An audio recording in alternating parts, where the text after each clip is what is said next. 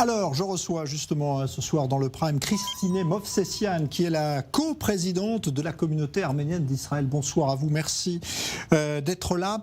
D'abord, votre sentiment ce soir, après avoir entendu cette prise de position importante de Joe Biden, le président américain.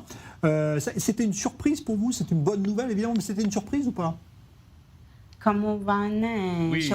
Oui, bien sûr, nous avons été très surpris, notre communauté ainsi que tous les Arméniens dans le monde, mais c'est quelque chose que nous attendions depuis longtemps, nous le souhaitions depuis longtemps. Nous sommes heureux de voir que Biden a choisi la voie de la justice et c'est un soulagement. Alors, vous vivez en Israël et évidemment, j'imagine que vous aimeriez qu'Israël suive le même chemin. Or, ce n'est pas le cas. Est-ce que vous comprenez pourquoi Israël ne fait pas comme d'autres pays, les États-Unis notamment? C'est vrai, je suis israélienne, je suis en Israël depuis l'âge de 9 ans, j'ai fait mon service militaire, je vis dans ce pays, mes enfants sont nés ici, et bien sûr, nous attendons que l'État d'Israël reconnaisse ce génocide, mais à cause d'une politique politicienne, à cause des relations complexes avec la Turquie et la situation au Proche-Orient, Israël refuse de le faire, même si nous savons que le peuple israélien parle de ce génocide, on l'entend dans les universités, dans la rue, on a un soutien là. Mais du gouvernement, nous attendrions qu'ils soient les premiers à reconnaître de ce génocide. C'est très important pour nous, avec cette souffrance que les Israéliens ont connue. Ils ont été persécutés pendant des années et donc ils devraient mettre la politique de côté et se tourner vers la morale et être de nos côtés. Nous sommes deux peuples qui pouvons coexister. Est-ce qu'il y a des démarches qui sont entreprises par vous-même, par votre communauté, depuis peut-être très longtemps pour obtenir cette reconnaissance et qui vous écoute là-dessus? Est-ce qu'il y a des politiciens israéliens qui vous écoutent?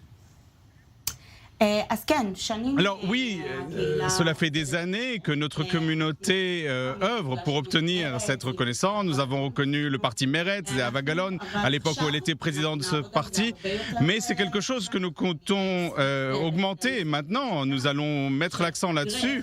Nous allons voir bien sûr comment la situation politique en Israël va évoluer et quel gouvernement nous aurons, mais bien sûr nous allons avoir des rencontres avec des hommes et des femmes politiques.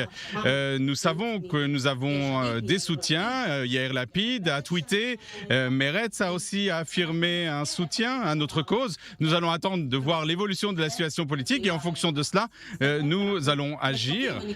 Alors, mais je suis pleine d'espoir. J'espère que nous allons l'obtenir. Je suis convaincu qu'on peut l'obtenir et que la justice sera faite enfin. C'est très important pour nous, en tant qu'Arméniens, mais aussi en tant qu'Israéliens. C'est une honte de ne pas reconnaître ce génocide. Alors le fait que les États-Unis aujourd'hui aient pris cette position, c'est quelque chose de très important. Vous pensez que ça peut changer justement? Est-ce que ça peut peut-être amener un jour la Turquie à changer peut-être sa position? Peut-être pas aller jusqu'à la reconnaissance, mais peut-être faire un geste. Est-ce que vous espérez ça ou pas? Ou est-ce que la Turquie, à votre avis, ne fera jamais de geste, même sous la pression américaine?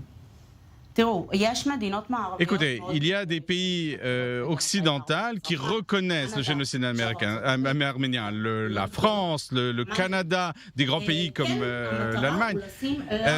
Et bien sûr, l'idée, c'est de faire pression sur la Turquie. La situation est que ce génocide s'est fait sur un territoire qui historiquement était arménien.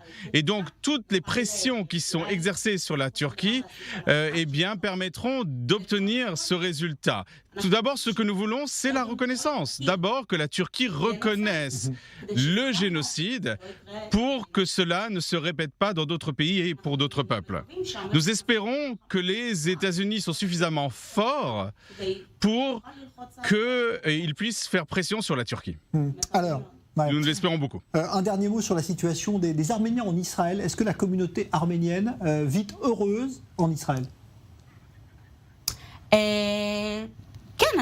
Oui, moi je vous ai dit, je suis arrivé ici à l'âge de 9 ans, j'ai fait mon service militaire, j'ai ma famille ici, j'aime l'État d'Israël, je fais partie d'Israël, de la culture israélienne, mais nous restons arméniens, peu importe où nous vivons, que ce soit en Europe, aux États-Unis, en Russie, nous restons arméniens, nous essayons de préserver notre communauté, notre langue. Alors nous nous intégrons partout, nous travaillons, nous gagnons notre vie dans les sociétés où nous vivons. vivons, mais nous restons partout arméniens.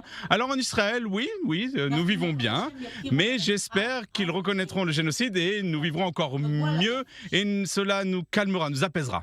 Eh ben, merci beaucoup en tout cas d'être venu témoigner ce soir. Christine Movsesian, je rappelle que vous êtes la coprésidente de la communauté arménienne en Israël. Merci à vous.